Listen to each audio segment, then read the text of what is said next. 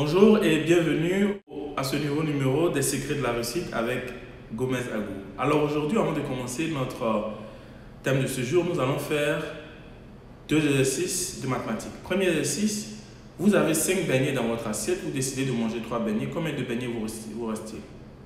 2, n'est-ce pas?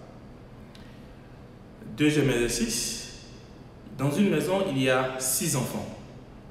4 enfants décident de se rendre à l'école. Combien d'enfants sont restés à la maison? 2, n'est-ce pas?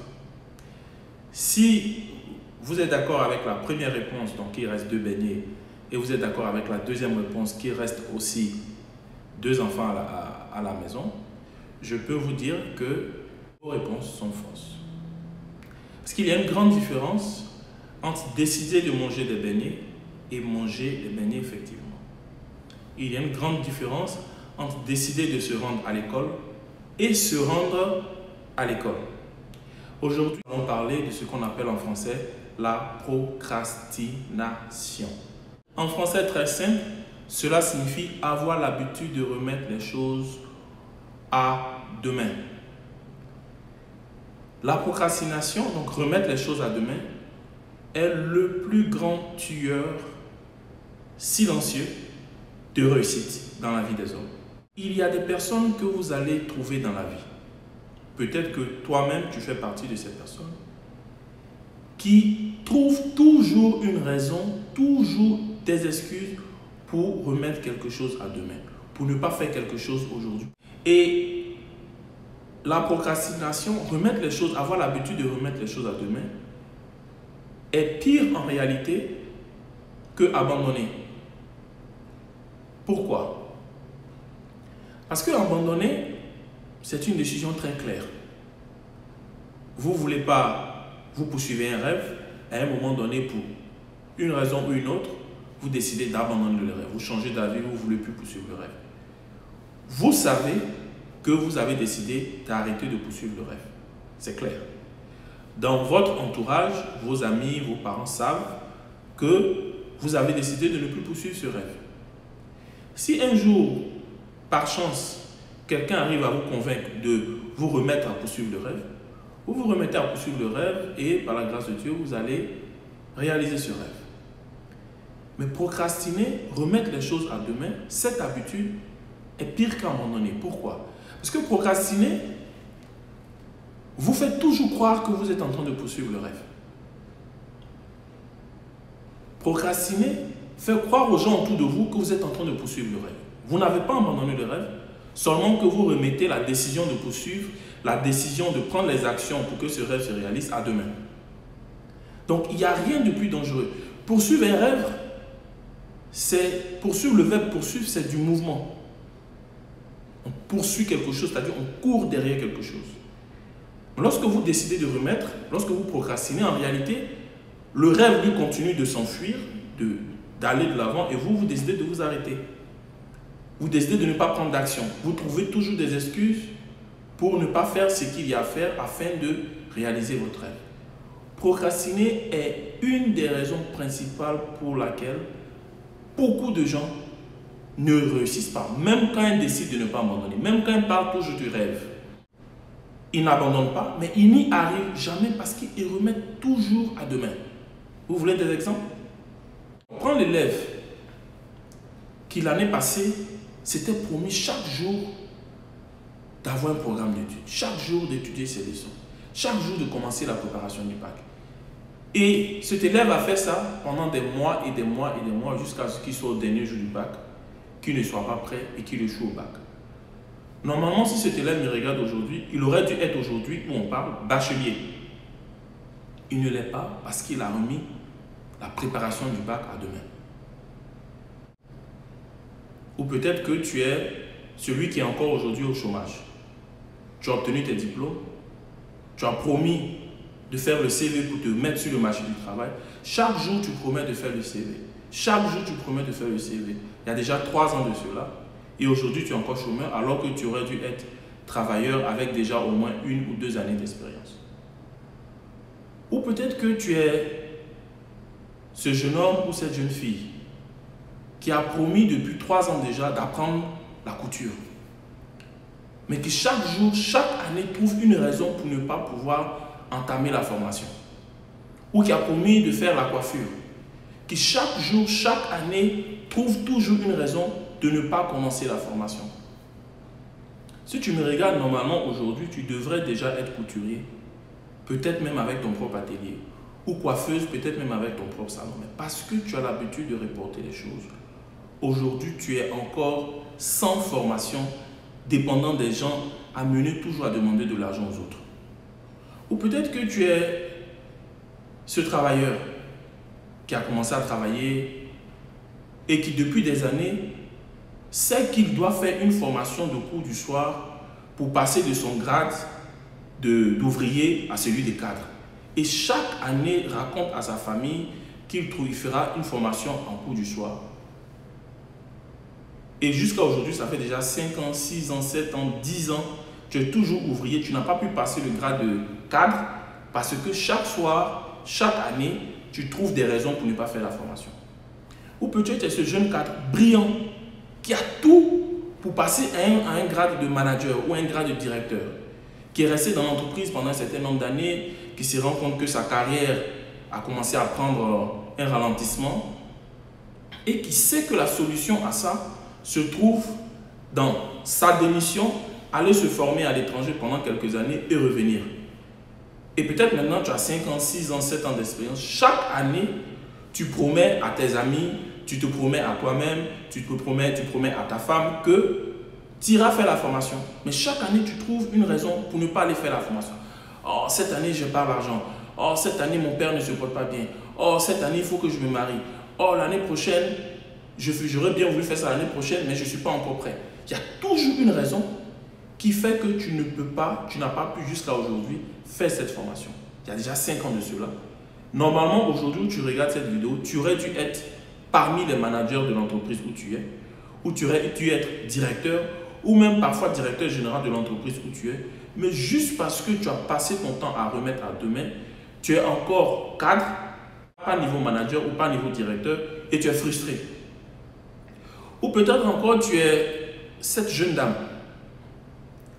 qui chaque année promet de faire son premier enfant, mais qui trouve toujours des raisons de ne pas faire son premier enfant parce qu'il y a le boulot, parce que là je suis dans une phase où il faut que je prenne une promotion, parce que je dois faire ceci, parce que je dois faire cela. Cette année, il y a un challenge, une fois que je finis mon challenge professionnel, je ferai mon enfant l'année prochaine. Si tu n'avais pas remis à demain, aujourd'hui peut-être ton enfant serait en train de commencer l'école primaire, ou peut-être même pour certaines serait déjà au collège. Ou peut-être que tu es ce monsieur qui est avec sa copine, ça fait maintenant 15 ans, qui a promis à la jeune dame de la marier depuis des années. Et chaque année, tu trouves une raison pour remettre le mariage ou la dot à l'année prochaine. Si tu me regardes aujourd'hui, normalement, tu devrais être un homme marié, pas un homme qui a une copine. Tu devrais être un homme marié avec une jeune demoiselle heureuse, comblée, mise en confiance dans son foyer, épanouie, en train d'avancer avec toi, en train de penser projet ensemble. Mais ça fait 10 ans, 15 ans que tu es avec la jeune dame, tu passes le temps à reporter la date du mariage. Chaque année, tu reportes la date du mariage. Ou peut-être tu es ce jeune cadre très brillant, qui a une belle femme à la maison, qui est mariée, et qui, chaque jour, promet à sa femme de la faire sortir, de passer du temps un peu ensemble, de raffermir leur relation amoureuse, mais qui ne trouve jamais du temps. Chaque soir, quand tu descends, il y a une raison pour laquelle tu ne peux pas envoyer madame au restaurant. Ça fait des années que tu dis ça, et finalement, au lieu d'avoir une femme qui est épanouie, qui se sent aimée, qui se sent valorisée, tu as finalement aujourd'hui à tes côtés une femme qui se sent emprisonnée, qui se sent mal aimée. Ou peut-être encore que tu es ce père de famille qui chaque jour se promet de trouver du temps à passer avec l'enfant pour que l'enfant puisse bien le connaître, pour que l'enfant puisse apprendre de lui en termes d'éducation, mais tu ne trouves jamais du temps. Chaque soir quand tu descends, il y a toujours une raison pour laquelle tu ne peux pas passer du temps avec l'enfant. Il y a toujours une raison pour laquelle ton emploi du temps ne te permet pas de passer du temps avec l'enfant et au moment où tu arrives à la maison, l'enfant dort déjà. Il y a toujours une raison, même le week-end, tu ne trouves pas du temps pour l'enfant. Et l'enfant, normalement, qui aujourd'hui fête peut-être ses 8 ans ou ses 9 ans, qui est en train de devenir adolescent ou qui est déjà devenu adolescent aurait dû être un enfant très bien éduqué par son père ou par sa mère. Mais comme ce père ou cette mère n'a jamais eu le temps, comme tu n'as jamais eu du temps, aujourd'hui tu as un adolescent ou une adolescente très mal éduquée, qui a finalement été éduquée par la rue. Ou peut-être tu es cette mère de famille ou ce père de famille qui depuis que son enfant était au CP1 a toujours promis de trouver du temps pour aider l'enfant à faire ses exercices et à lui expliquer les leçons. 10 ans plus tard, a passé son temps à reporter. Aujourd'hui, tu as un enfant dans ta maison qui est au collège et qui a le niveau 0.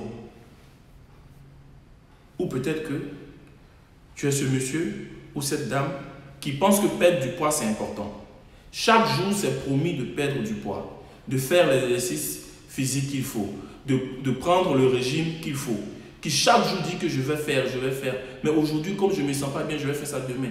Oh, demain, comme il y a une fête, je ne peux pas faire ça, donc je vais faire ça après-demain. Et ça fait des années que tu te promets ça, au point finalement, tu as maintenant l'hypertension artérielle. Ou peut-être que tu es ce monsieur qui avait un souci de santé, qui était tout petit comme ça, et qui chaque jour a passé son temps à promettre d'aller voir le docteur demain. Demain, j'irai voir le docteur. La semaine prochaine, j'irai voir le docteur. Le mois prochain, je vais voir le docteur. Ce mois-ci, je n'ai pas l'argent le mois prochain. Le mois prochain, je ne peux pas partir parce qu'il y a des funérailles, j'irai l'autre mois. Et finalement, la petite maladie est devenue une grande maladie au point de complètement te bloquer et devenir un problème qui fait que tu ne peux même plus poursuivre tes rêves et tes ambitions. Ou peut-être que tu es ce monsieur qui a commencé à travailler avec un bon boulot, promettait toujours d'économiser de l'argent pour construire sa maison, a passé sa vie à se promettre lui-même, à promettre à sa femme qu'un jour, ils construiront les maisons. L'année prochaine, on va commencer les fondations. L'année qui va suivre, on va commencer les briques. Et qui a passé son temps toujours à trouver à la dernière minute une raison pour ne pas pouvoir construire cette maison. Aujourd'hui, tu me regardes, tu es à la retraite, et tu continues de louer maison. Peut-être même tu es ce garçon ou ce fils ou cette fille qui a toujours promis à ses parents de passer les voir le week-end. Les parents ont souffert pour toi pendant des années. Ils sont dans leurs vieux jours. Tu leur as promis chaque week-end de passer les voir. Mais quand le week-end arrive, tu as toujours quelque chose à faire qui fait que tu ne peux pas passer les voir. Tu es finalement allé les rendre visite peut-être la semaine passée. Au moins, les parents sont devenus très malades. Il y a certains même qui n'ont pas eu la chance. Ils n'ont jamais eu le temps de passer avec leurs parents jusqu'à ce que finalement, le jour où ils ont passé suffisamment de temps dans la maison de leurs parents, c'était le jour des funérailles de leurs pauvres parents. Procrastiner est la chose la plus dangereuse que tu puisses faire dans la poursuite de tes rêves. C'est triste, n'est-ce pas? Mais voilà la bonne nouvelle. Cette mauvaise habitude peut être éliminée. Nous en parlerons la semaine prochaine. Nous te donnerons les secrets pour complètement détruire ce tueur de grande réussite. Reste audacieux, garde la foi. Que Dieu te bénisse. Merci d'avoir suivi.